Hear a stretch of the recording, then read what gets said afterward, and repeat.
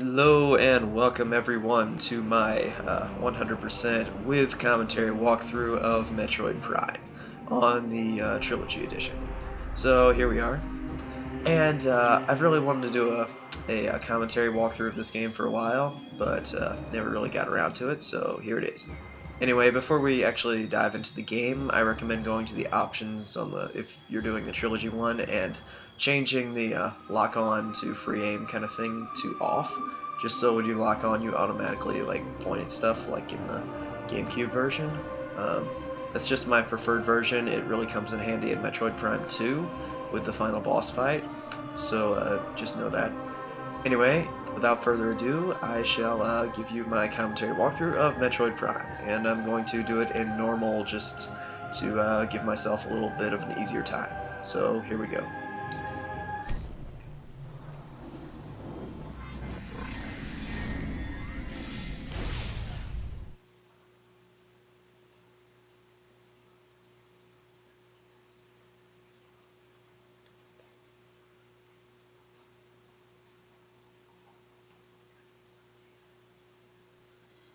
Unidentified distress beacon has been tracked to a derelict space vessel in orbit around Talon 4.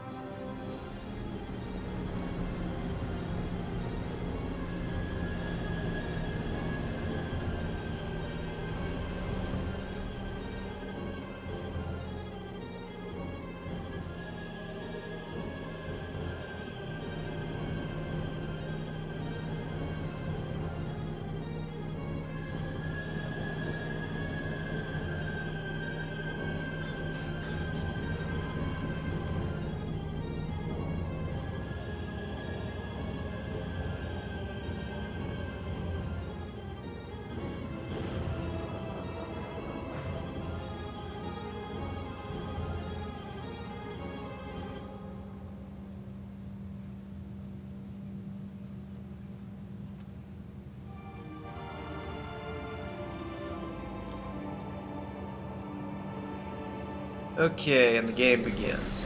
So, just to start off a little bit with the story of the game, I believe the story follows the events of the original Metroid, actually. So, like, before Metroid 2, and I guess the rest of them chronologically.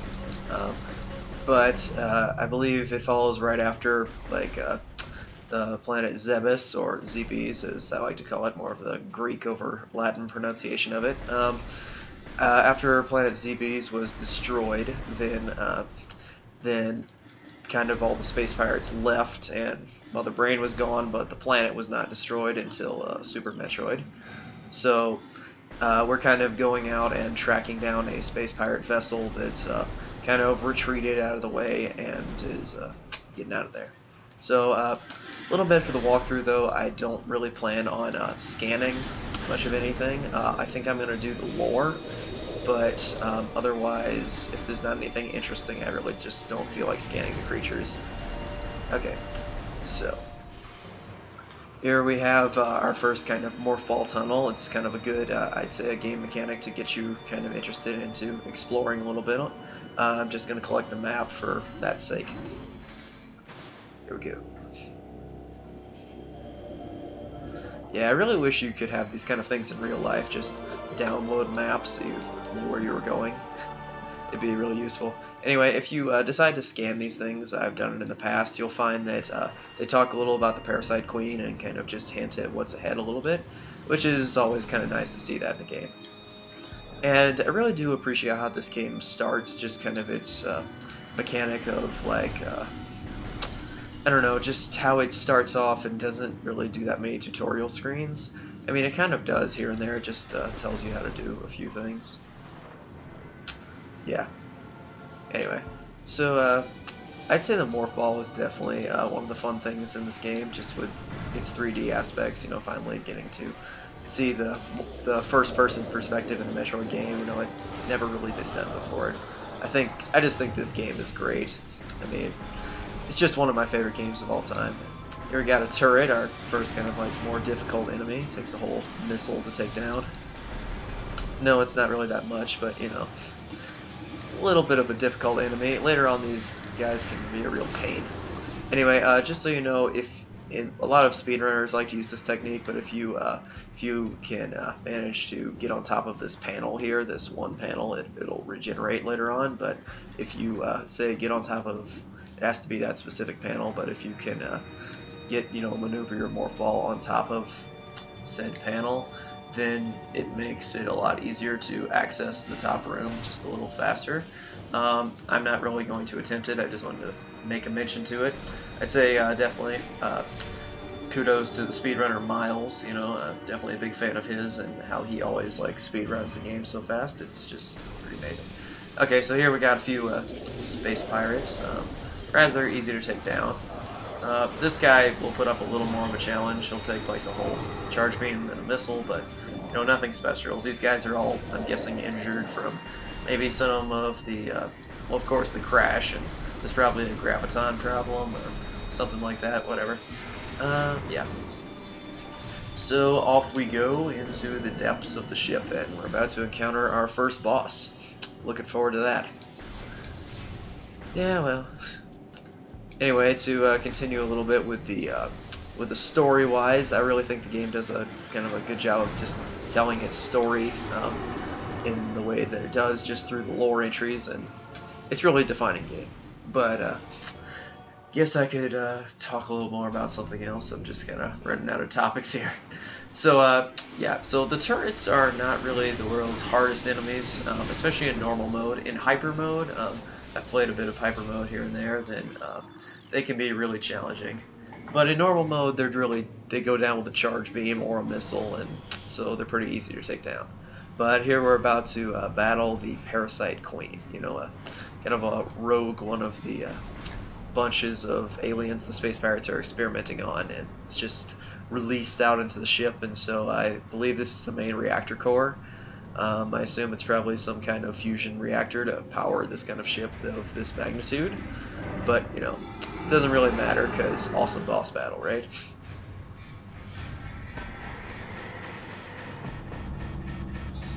I'm really not sure why the shielding unit showed up. Maybe it's just of course it just works for the boss battle, but yeah. So I recommend though scanning the Parasite Queen, because then you can lock onto her head, which does a ton more damage. If you want to actually scan her, you can get the actual chart, but she's dead already. Yeah, a rather easy boss battle in my opinion, just because it's so easy. I'm not really sure I've ever beaten her that fast, but it's really a battle that takes no effort whatsoever. Just scan her, lock onto her face, and then blast her. Yeah, that was really easy. And off we go. I just love this part, just where it's like, you know, evacuate immediately. You get that pressure to evacuate, but like, you have so much time. It's like instilled panic, but you really don't have to be concerned with it. It's kind of like that first part of Super Metroid. It's just that tension that makes you feel like you're in trouble, but really you're just not. I don't know, maybe I'm continuing a little babble a little too long about that. But there are security turrets all over the halls around here, and I recommend just scanning them, which will take most of them down. Some of the space pirates will survive there, it really doesn't matter. I'm also not sure, are we in an area we were in previously? I believe so, but no, now we're headed off into the catacomb kind of tunnels. Yeah, I don't know why, this part's just always one of my favorites. These enemies around you can't really hurt you, I mean they can a little. And also, you can speed up a little by rolling down the halls. It's not a lot, but it'll give you a little extra speed.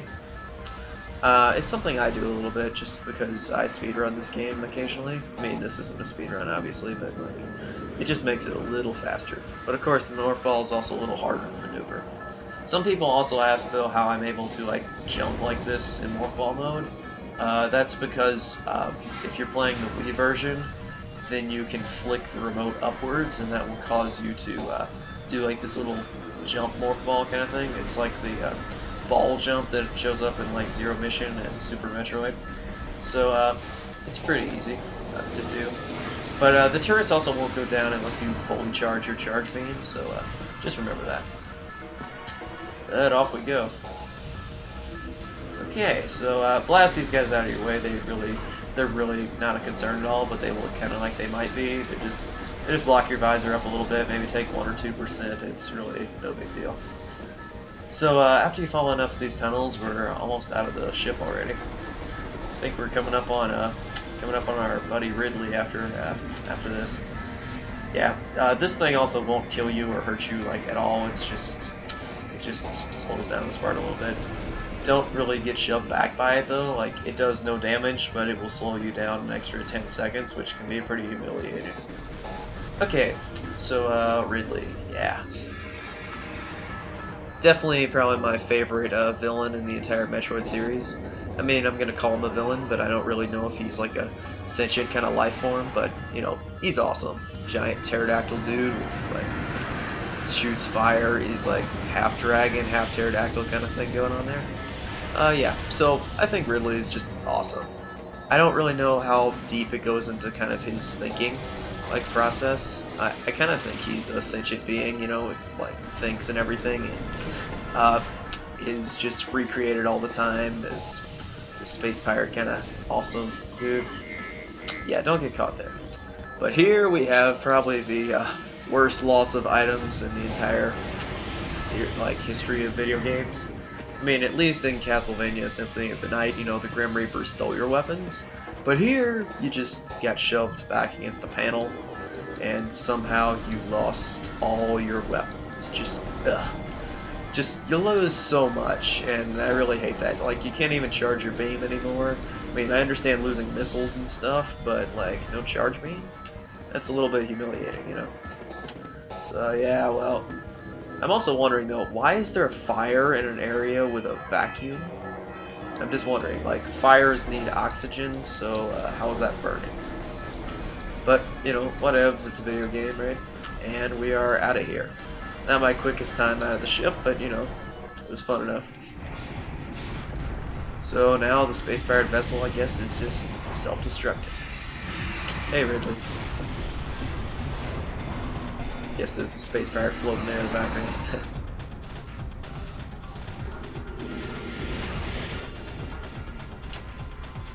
So, guess we're off to catch Ridley.